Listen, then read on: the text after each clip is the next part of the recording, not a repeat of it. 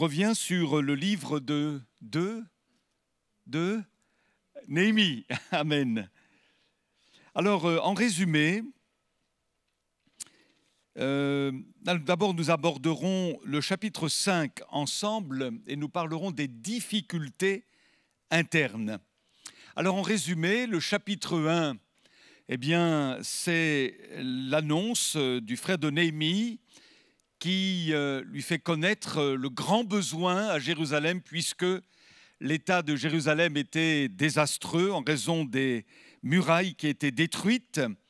Au chapitre 2, Néhémie a vraiment à cœur de faire une démarche auprès de son roi, Artaxerxès, et le Seigneur permet que Artaxerxès le laisse partir à Jérusalem pour œuvrer là-bas. Lorsqu'il arrive à Jérusalem, Néhémie fait l'évaluation des dégâts et ensuite il va communiquer sa vision. Et il est écrit d'ailleurs, je leur dis alors, vous voyez le malheureux état où nous sommes, Jérusalem est détruite, ses portes sont consumées par le feu, venez, rebâtissons la muraille de Jérusalem et nous ne serons plus dans l'opprobre. Et le peuple a répondu favorablement à la vision de Néhémie et ils se sont dit, levons-nous et bâtissons. Au chapitre 3, nous rencontrons les Israélites qui construisent, ils se mettent à l'ouvrage, ils construisent la muraille et c'est un merveilleux travail d'équipe qui est alors fait. Au chapitre 4, et nous en avons parlé la dernière fois, on assiste à l'opposition quand l'œuvre de Dieu va de l'avant, quand l'œuvre de Dieu se construit, le diable n'est pas content. Et dans ce chapitre 4, il est parlé d'opposition de Tobia, de Sambala, de Gerchem, des noms qui reviennent assez souvent dans le livre de Néhémie. Et nous voyons comment les Israélites ont réagi face à l'adversité. Et puis, au chapitre 5, c'est un autre type de difficulté. Celles-ci sont internes. Elles concernent le peuple de Dieu lui-même. Et nous allons donc lire maintenant une partie du chapitre 5 du livre de Néhémie. Il s'éleva de la part des gens du peuple et de leurs femmes de grandes plaintes contre leurs frères, les Juifs. Les uns disaient, nous, nos fils et nos filles, nous sommes nombreux, qu'on nous donne du blé, afin que nous mangions et que nous vivions. D'autres disaient, nous engageons nos champs, nos vignes et nos maisons pour avoir du blé pendant la famine. D'autres disaient, nous avons emprunté de l'argent sur nos champs et nos vignes pour le tribut du roi. Et pourtant, notre chair est comme la chair de nos frères, nos enfants sont comme leurs enfants, et voici, nous soumettons à la servitude nos fils et nos filles, et plusieurs de nos filles y sont déjà réduites. Nous sommes sans force, et nos champs et nos vignes sont à d'autres. Je fus, dit Néhémie, je fus très irrité lorsque j'entendis leurs plaintes et ces paroles-là. Je résolus de faire des réprimandes aux grands et aux magistrats, et je leur dis, quoi, vous prêtez à intérêt à vos frères? Et je rassemblai autour d'eux une grande foule.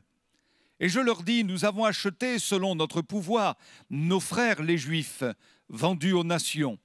Et vous vendriez vous-même vos frères? Et c'est à nous qu'ils seraient vendus. Ils se turent, ne trouvant rien à répondre. Puis je dis, ce que vous faites n'est pas bien. Ne devriez-vous pas marcher dans la crainte de notre Dieu pour n'être pas insultés par les nations qui sont nos ennemis? Moi aussi et mes frères et mes serviteurs, nous leur avons prêté de l'argent et du blé. Abandonnons ce qu'ils nous doivent. Rendez donc aujourd'hui leurs champs, leurs vignes, leurs oliviers et leurs maisons, et le centième de l'argent, du blé, du mou, de l'huile que vous avez exigé d'eux comme intérêt. Ils répondirent, nous les rendrons, et nous ne leur demanderons rien. Nous ferons ce que tu dis. Alors j'appelai les sacrificateurs devant lesquels je les fis jurer de tenir parole, et je secouai mon manteau en disant que Dieu secoue de la même manière hors de sa maison et de ses biens tout homme qui n'aura point tenu parole, et qu'ainsi cet homme soit secoué et laissé à vide. » Toute l'assemblée dit Amen. On célébra l'Éternel, et le peuple tint parole. Amen.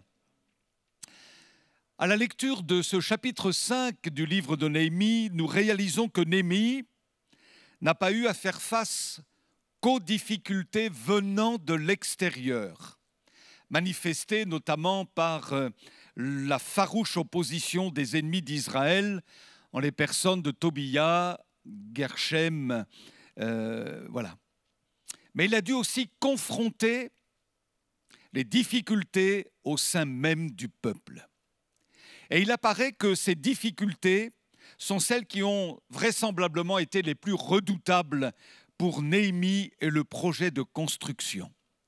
Je vous ferai remarquer ceci, c'est que au chapitre 4, si vous voulez le relire d'ailleurs, on l'avait étudié dernièrement, malgré les multiples intimidations des ennemis du peuple, les travaux ne se sont pas arrêtés. Pas un seul instant. Ils ont mené l'ouvrage, quelle que soit l'opposition provenant de l'extérieur. Mais, au chapitre 5, eh bien, vous remarquerez avec moi que les travaux se sont arrêtés. Néhémie s'est vu dans l'obligation d'arrêter les travaux afin de rassembler le peuple pour régler les problèmes.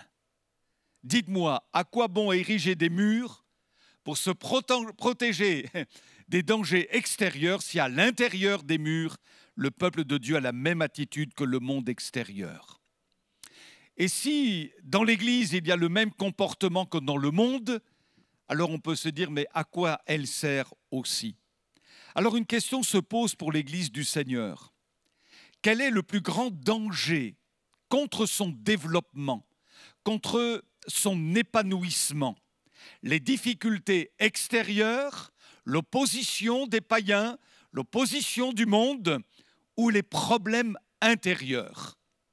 Je vous laisse réfléchir et vous avez certainement la réponse. En tous les cas, quand on lit les lettres des apôtres, de Paul notamment, et aussi de Pierre, de Jean, de Jacques, on se rend compte que ces lettres ne cessent d'aborder les problématiques intérieures, les problématiques de l'Église, bien davantage que celles provenant de l'extérieur. Et il me semble que le danger pour l'œuvre de Dieu, eh bien, il est surtout là. Par exemple, dans l'Épître aux Corinthiens, l'apôtre dit « Mes frères, j'ai appris à votre sujet qu'il y a des disputes au milieu de vous. Je veux dire que chacun de vous parle ainsi. Moi, je suis de Paul, moi d'Apollos, moi de Céphas, moi de Christ. Mais Christ est-il divisé? Paul a-t-il été crucifié pour vous? Vous êtes encore charnels. En effet, puisqu'il y a parmi vous de la jalousie, des disputes, n'êtes-vous pas charnels, ne marchez-vous pas selon l'homme? » Paul ne parle pas ici de l'idolâtrie des Corinthiens, du mode de vie des païens de Corinthe. Finalement, pour lui, ce n'est pas le problème. Dieu a fait une œuvre et Dieu touche les âmes de Corinthe. Mais le problème, il est surtout à l'intérieur. Le problème, il est dans l'Église. Concernant les Galates, Paul dit « Je m'étonne que vous vous détourniez si promptement de celui qui vous a appelé par la grâce de Christ pour passer à un autre évangile. Êtes-vous tellement dépourvu de sens, après avoir commencé par l'esprit, voulez-vous maintenant finir par la chair ?» La troisième épître de Jean, j'ai écrit quelques mots à l'Église, mais Diotrephe, qui aime être le premier parmi eux, ne nous reçoit point. Un autre problème important dans l'Église, à Éphèse, ce que j'ai contre toi, c'est que tu as abandonné ton premier amour. À Sardes, je sais que tu passes pour être vivant et tu es mort. À Laodicée, parce que tu es tiède et que tu n'es ni froid ni bouillant, je te vomirai de ma bouche. Donc, l'opposition extérieure, en réalité, provenant du monde païen, provenant du monde tout simplement, n'est pas le plus grand, me semble-t-il, fléau de l'Église. Mais selon la lecture des différentes épîtres que nous avons dans la Bible, eh bien, c'est avant tout les problématiques internes qui constituent le plus grand fléau de l'Église. Alors on peut se poser la question, mais où en sommes-nous pour notre part? Est-ce que chacun pour notre part, nous favorisons l'épanouissement de notre Église, le développement spirituel de notre Église, ou est-ce que, à l'image de Diotrephe, à l'image de certains Corinthiens, à l'image de certains Galates, eh bien, nous freinons la croissance, le développement et l'épanouissement de l'œuvre de Dieu? De quoi souffrons-nous? Des oppositions extérieures ou des problématiques en interne? Que le Seigneur nous fasse grâce, ce sera un sujet de prière tout à l'heure. En tous les cas, la situation du peuple de Dieu était désastreuse. Nous l'avons lu ensemble. Premièrement, le peuple manque de nourriture. Et les plus pauvres en subissent les conséquences. Nous lisons verset 1, « Qu'on nous donne du blé afin que nous mangions et que nous vivions. » Deuxièmement, certains avaient du blé, mais ils en achetaient à d'autres et ils devaient hypothéquer leurs champs, leurs vignes et leurs maisons. Le verset 3 nous dit, « D'autres disaient, nous engageons nos champs, nos vignes, nos maisons pour avoir du blé pendant la famine. » Troisièmement, d'autres encore, selon le verset 4, avaient emprunté de l'argent à leurs frères juifs en payant de forts taux d'intérêt, d'ailleurs, pour pouvoir payer l'impôt foncier au roi. Et finalement, ça les ruinait. Et quatrièmement, pour payer leurs créanciers, eh bien, ils vendaient leurs enfants comme esclaves. Le verset 5 nous dit dans la Bible du Sommeur, « Pourtant, nous sommes bien de la même race que nos compatriotes. Nos enfants ne sont pas différents des leurs. Et voici que nous en sommes réduits à vendre nos fils et nos filles comme esclaves. Certaines de nos filles ont été réduites à l'esclavage et nous sommes impuissants à les défendre, car déjà nos champs et nos vignes appartiennent à d'autres. » Alors il y a un beau projet de construction qui vient de Dieu. Il fallait rebâtir la muraille et ils se sont mis tous à l'ouvrage. Mais voyez néanmoins des problématiques au sein même du peuple qui constituent le plus grand danger au projet de construction de la muraille. Alors quelle a été la réaction de Néhémie à l'écoute de tous ces discours, de toutes ces plaintes et de tous ces murmures? Eh bien le verset 6 nous révèle qu'il se mit dans une grande colère. Lorsque j'entendis leurs plaintes et toutes ces réclamations, je fus saisi d'une violente colère.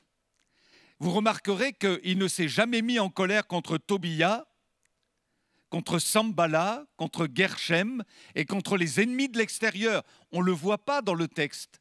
Il ne s'est jamais mis en colère contre eux. Par contre, il s'est vraiment mis en colère contre ceux qui, dans le peuple, avaient une mauvaise attitude, avaient un mauvais comportement. Pourquoi? Parce que les grands, les magistrats, les riches en Israël qui exploitaient le peuple avaient la connaissance de la parole de Dieu.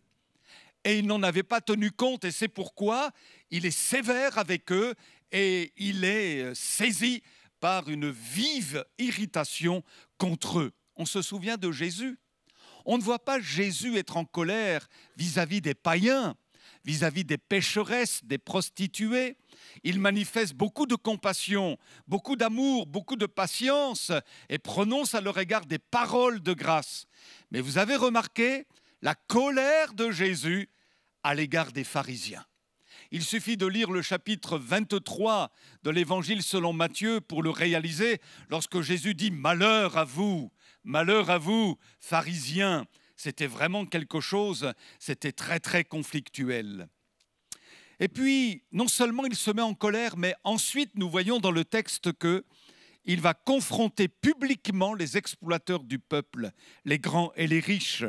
Et le verset 7 nous dit « Je pris la décision d'adresser de vifs reproches aux notables et aux chefs du peuple. » Et son discours, finalement, nous renvoie à l'esprit de la loi, notamment dans le livre du Deutéronome, vous lirez chez vous, chapitre 15, qui vise à réduire au maximum les situations qui seraient éventuellement injustes. Certains sont pauvres, d'autres riches, alors il faut de la solidarité. C'est vraiment l'esprit du texte de Deutéronome chapitre 15. Par exemple, Je vous lis versets 7 à 10. « Si l'un de tes compatriotes tombe dans la pauvreté, dans le pays que l'Éternel ton Dieu te donne, tu ne lui fermeras pas ton cœur et tu ne lui refuseras pas ton aide. Au contraire, tu lui ouvriras ta main toute grande et tu lui prêteras suffisamment selon ses besoins.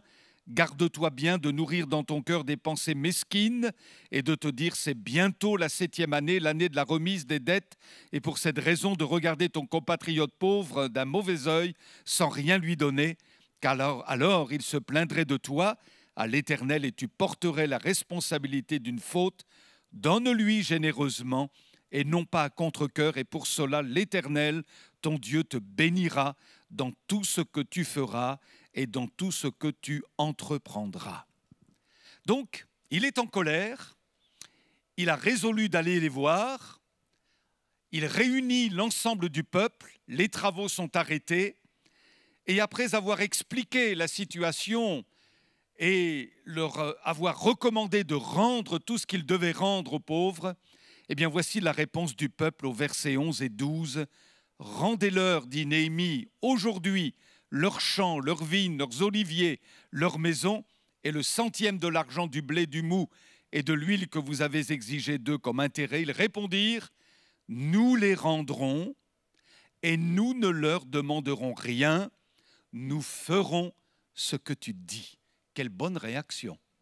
On aurait pu s'attendre à de l'obstination, ils auraient pu raidir leur coup et dire à Néhémie, « Mais qui tu es, toi, pour nous dire ces choses-là ?»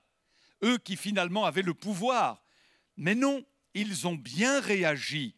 La Bible dit dans le livre des Proverbes, au chapitre 29, verset 1, « Un homme qui mérite d'être repris et qui raidit le coup sera brisé subitement et sans remède. » Et dans la version du Sommeur, il est dit ceci, « Celui qui se raidit contre les reproches sera brisé soudainement et ne s'en remettra pas. » Eh bien, quand le Seigneur reprend son peuple, ça lui arrive de le faire, quand il reprend un enfant de Dieu, un serviteur de Dieu, eh bien, puissions-nous avoir cette même réaction spontanée devant Dieu en disant, eh bien, Seigneur, qu'il en soit ainsi, si tu me le demandes, c'est ce que je ferai, béni soit Dieu.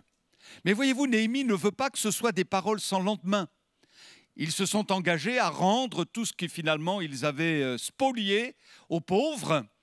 Alors Néhémie, lui, les paroles ne lui suffisent pas. Vous savez, on peut prononcer de belles paroles, mais elles peuvent être sans lendemain. Hein. On peut demander pardon et puis finalement, ça n'a rien du tout dans le contenu et c'est sans lendemain. Eh bien, lui, il va faire deux choses pour sceller leur engagement. Verset 12, il les fait prêter serment devant les sacrificateurs. Et c'est bon de pouvoir prendre des engagements, bien sûr, avant tout, devant Dieu. Qu'est-ce que vous en pensez ? Mais aussi de prendre des engagements peut-être devant les hommes, avec son épouse par exemple, et de dire voilà, je m'engage devant toi à faire ceci pour Dieu, à être comme ceci, à être comme cela. Je crois que ça scelle quelque chose, ou peut-être même avec un serviteur de Dieu. Moi, je me souviens de personnes qui sont venues me voir pour me dire, ben voilà frère, nous maintenant, eh bien, on va faire comme ça, comme s'ils me prenaient à témoin. Comme s'ils ils voulaient sceller leur engagement à travers une parole qu'ils m'ont prononcée pour que moi, je la transforme aussi en prière devant le Seigneur. Eh bien, donc, Néhémie a fait prêter serment à ces magistrats, à ces riches, devant les sacrificateurs pour qu'ils puissent les prendre à témoin. Et au verset 13 aussi, il y a une autre chose qu'il va faire, il va secouer son manteau. Et c'est une manière de dire, ben voilà, Dieu va vous secouer de la même manière si vous ne vous engagez pas à tenir votre promesse, à mettre en pratique l'engagement qui est le vôtre, la parole que vous avez prononcée. Alors un sujet de prière, quelques sujets de prière pour nous maintenant. Que Dieu nous garde, c'est un sujet de prière, ou nous délivre des problèmes internes. Voilà, si le ver est dans le fruit, ça pose problème dans la maison de Dieu. Les problèmes internes, c'est ce que le diable veut semer, susciter dans les églises, de telle sorte qu'elles n'avancent pas. qu'elle ne progresse pas et qu'il y ait ainsi comme une stagnation. Mais nous voulons prier pour cela ensemble et dire, eh bien Seigneur, les problèmes qu'il peut y avoir, tu vas toi-même t'en occuper, tu vas toi-même les résoudre, de telle sorte que nous soyons libres, dégagés, pour que ton esprit ne soit pas attristé et agisse particulièrement et fasse avancer le royaume de Dieu. Amen. Deuxième sujet de prière, que Dieu nous donne d'être solidaires spirituellement et matériellement. Qu'il n'y ait pas de situation disparate, d'injustice, qu'il n'y ait pas les uns qui soient bien vus, les autres moins bien vus, mais qu'il y ait vraiment quelque chose qui soit de l'équité pour tous au plan spirituel et matériel. C'est un sujet de prière. Et puis, troisième sujet de prière aussi, dans le prolongement du message, eh bien que Dieu nous garde du décalage entre ce que nous savons de la Bible et de notre comportement. Ça a été le cas à l'époque, malheureusement, eux qui connaissaient la parole de Dieu, la Torah, mais finalement, eh bien, il y a eu tellement de situations d'injustice qu'il a fallu que Néhémie réagisse avec colère. Eh bien, Seigneur, fais-nous grâce aussi. Il y a certainement dans votre vie, dans la mienne, des décalages entre ce que nous savons et ce que nous vivons, notre comportement, nos réactions parfois. Seigneur, pardonne-nous vraiment, nous nous en humilions. Nous te prions pour que ce décalage soit réduit au maximum, alléluia, de telle sorte que nous ayons un bon témoignage les uns à l'égard des autres et aussi, par conséquent, un bon témoignage vis-à-vis des gens de l'extérieur. Amen. Ça veut dire des couples qui marchent bien. Ça veut dire des foyers qui sont en bonne santé. Ça veut dire un bon relationnel entre les uns et les autres. Et tant de choses, alléluia, de telle sorte que, eh bien, le diable n'ait aucun droit sur la maison de Dieu, parce que notre attitude, eh bien, nous nous engageons à ce qu'elle soit tout à la gloire de Dieu. Merci Seigneur. On prie pour ces trois pistes-là, avec ces trois pistes devant nous, vous êtes d'accord? On passe un petit moment et puis on passera à d'autres sujets ensuite.